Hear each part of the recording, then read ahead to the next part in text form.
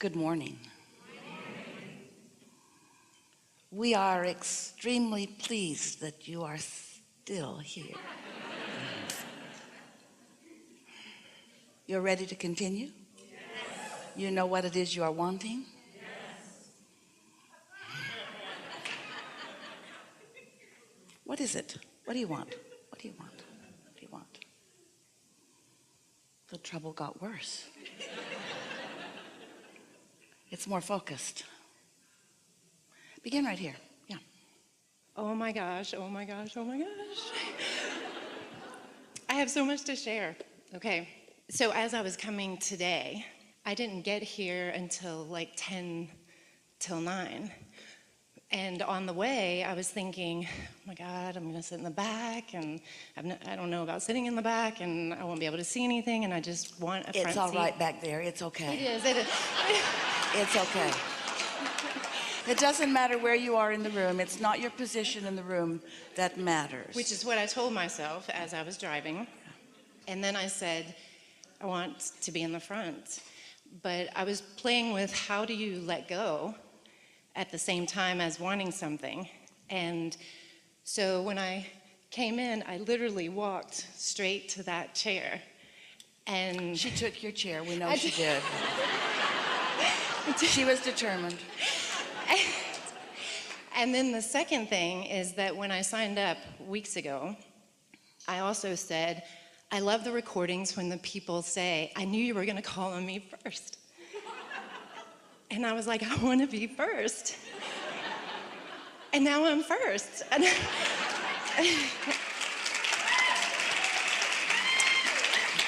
That's what we were talking about yesterday. You see now, if you did not have a clear intent about that, and it had happened because your question is vivid, or because there are a lot of people in the room that have the same question, there are many reasons that people are chosen, then you would have no association to make.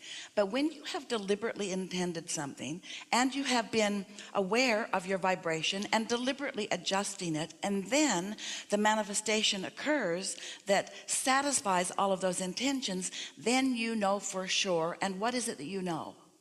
You know that you're an effective creator. You know that the universe is responding to you, because words don't teach, but life experience does. These are the things that we want you to watch for over the next few days, especially because your vibration is in a different place, and your intentions, as long as you're feeling good, will be satisfied by the things that happen in your life. So what else is up? Well, also yesterday, every single question, and I had a lot of questions, were answered yesterday, and even... So then you went home and stirred up more life and got more questions? Yes. And also yesterday, when you pointed, the last gentleman that came up was right behind me. We both stood up at the same time. And, you know, I didn't fight. But that's worth talking about, because you didn't fight it. But in that experience, there was disappointment. You know how yesterday we were talking about with the problem there's a greater solution? So can you see how that cued her energy up in a stronger way? It put her desire in a more logical place.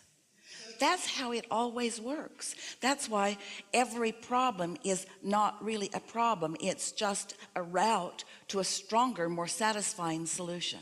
So refining is what in any case. And the second part of that is that when you did point, and I thought it was me, but then, it was him, and I sat down, and there was some disappointment. But when he came up in the chair, he was asking the question that I had, which was about meditation. But there again, you see, words don't teach, because we say over and over and over again, we've got you. We know what's on your mind. We'll find the ones that will help you to know. But that wasn't as meaningful to you as having the experience of that, was it? No. Yeah. So we might as well end this seminar right here and now. So now the final piece that really brings everything, this is, it's incredible. It is, isn't it? So 4 years ago was the first time I ever attended one of the workshops. And also Jerry had already passed, but I didn't know it. Like 2 weeks before I went to the seminar, I found out, and I was devastated because I was so looking forward to seeing him. So I've always felt a deep connection to him regardless. And He didn't pass, he clarified. transition, that's right, he clarified. And so, He became super consciousness. which means he was so available even after I was so sad. Yeah.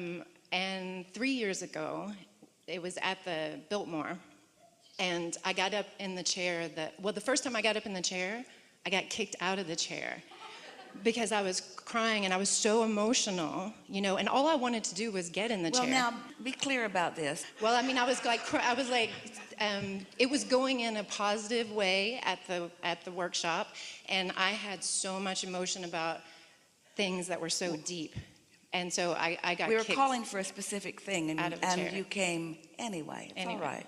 Okay. It's all right. Disappointment's a good thing for you. Yes. Oh, great. That's kind of where my question lies, ultimately. We know.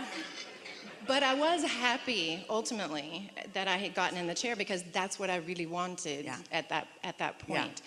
So now to be in the chair with the vibration all set up and feeling that underlying well-being, which flows all the time, I understand now, and that my inner being has my back, and when I want something relaxing into that. Good. Now get out. Okay. No. It's all right. Again. So I just have so much joy, because Jerry. Then I got in the chair in Asheville again, and had after getting kicked out the first time, kicked out.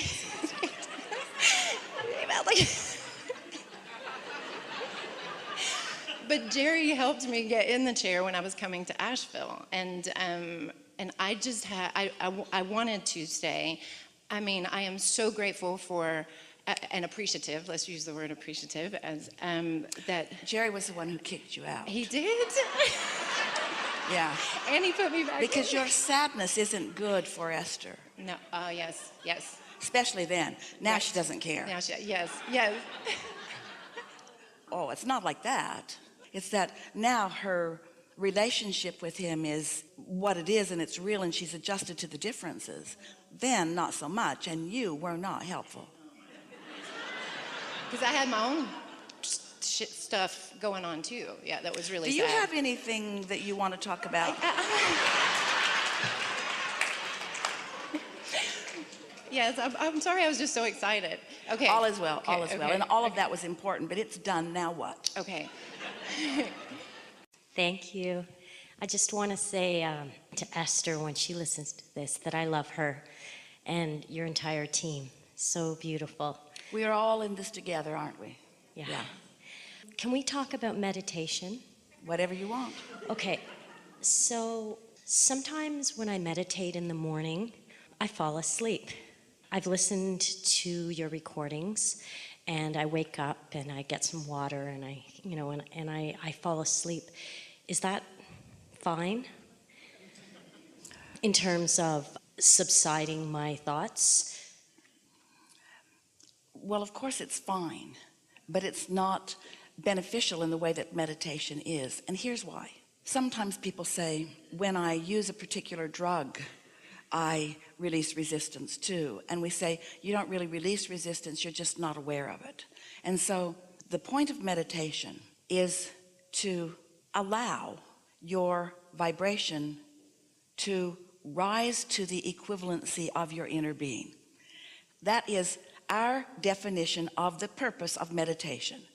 Because when you meditate and consciously quiet your mind, your vibration rises. Now, the difference between being asleep, which also causes momentum and resistance for the most part to subside, and does allow your vibration to rise, you have no conscious relationship with that improved energy because you're asleep. And when you wake up, there's no benefit to you because there was no conscious awareness of the improvement in the vibration.